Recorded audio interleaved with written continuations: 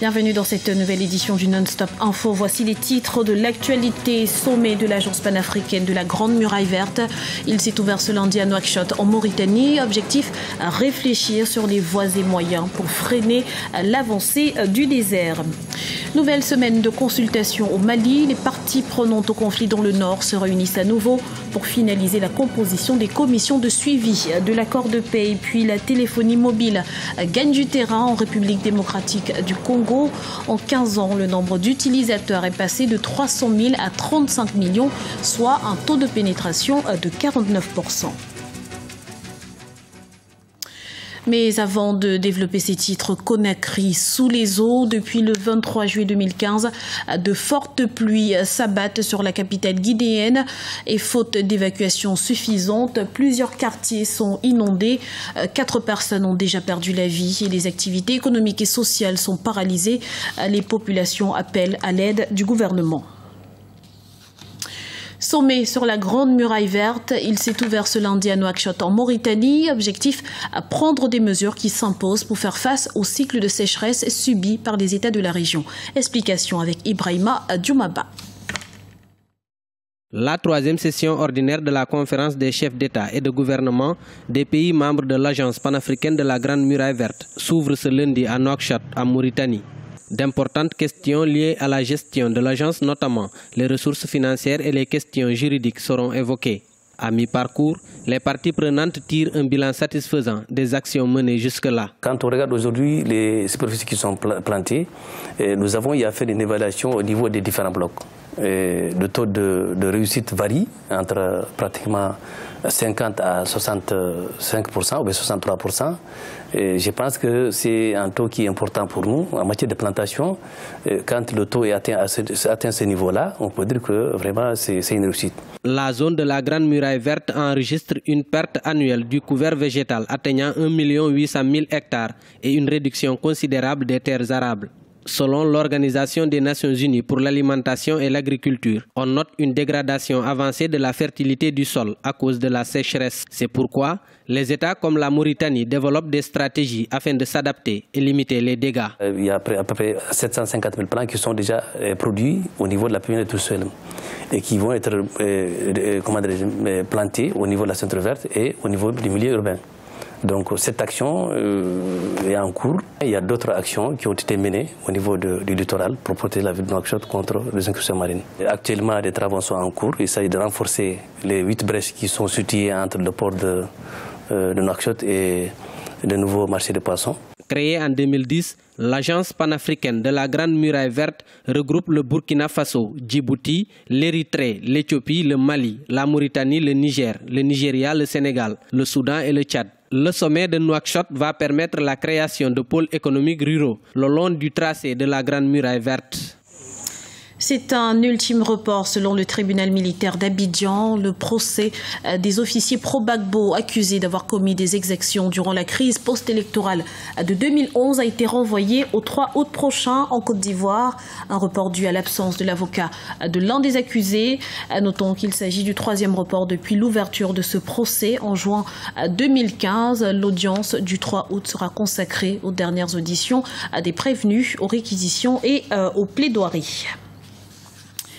Le Cameroun en état d'alerte après les attentats suicides de Maroua.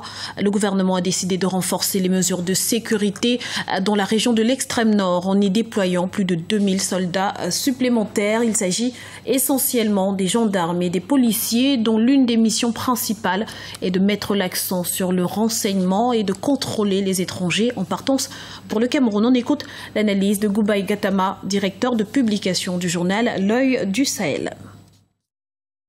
La secte recherche de fragiliser aussi la force multinationale mixte en obligeant les pays contributeurs à se recentrer vers des problèmes de sécurité intérieure.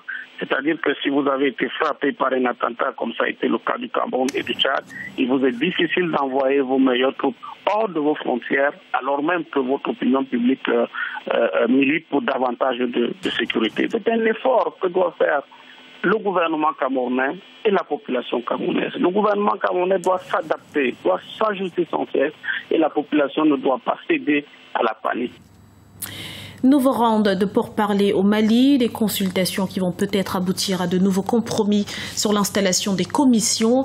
Les travaux de la deuxième session avaient permis de mettre en place le règlement intérieur, mais des blocages au sein des groupes sur le choix de leurs représentants subsistaient. Le point tout de suite avec Lise Elsie à Kizimana. Reprise des consultations au Mali. Depuis ce lundi 27 juillet, les différents groupes armés, représentants du gouvernement malien et autres acteurs politiques se réunissent pour finaliser la composition du comité de suivi des accords de paix et de réconciliation d'Alger. En première ligne, il y a la formation et l'installation des commissions des différents groupes, mais l'intégration dans le comité de suivi des groupes qui ont pris part aux négociations au sein de la coordination des mouvements de la Zawad, mais qui en ont été écartés après avoir décidé seuls de signer les accords d'Alger le 15 mai, en dehors de la CMA, constitue toujours un blocage. Des négociations en coulisses, des tractations ont continué justement pour amener les récalcitrants justement à revenir sous des bons sentiments.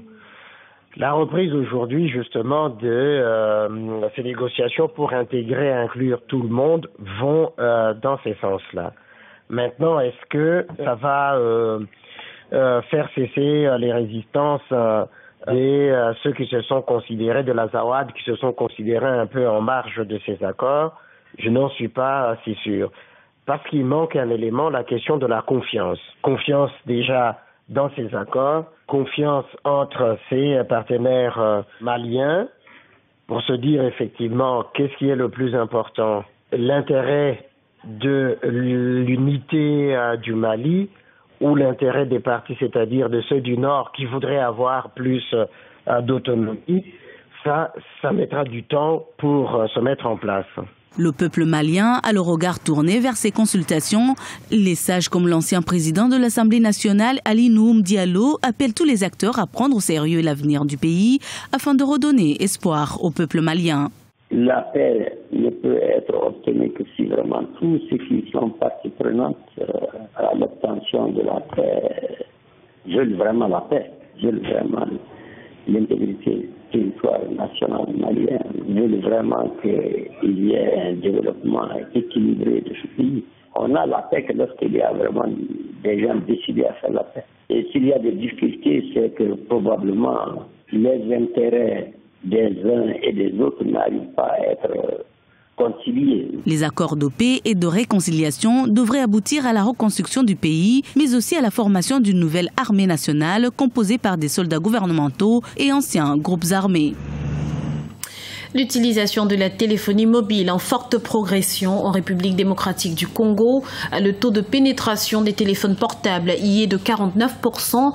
Le troisième pays le plus peuplé d'Afrique subsaharienne est aussi en passe de devenir un pionnier du commerce en ligne, et cela malgré un faible taux de pénétration d'Internet. Birama Saonera. Le secteur de la téléphonie mobile est en pleine croissance en République démocratique du Congo. En 15 ans, le nombre d'utilisateurs est passé de 300 000 à 35 millions. Une estimation faite par l'autorité de régulation des postes et télécommunications.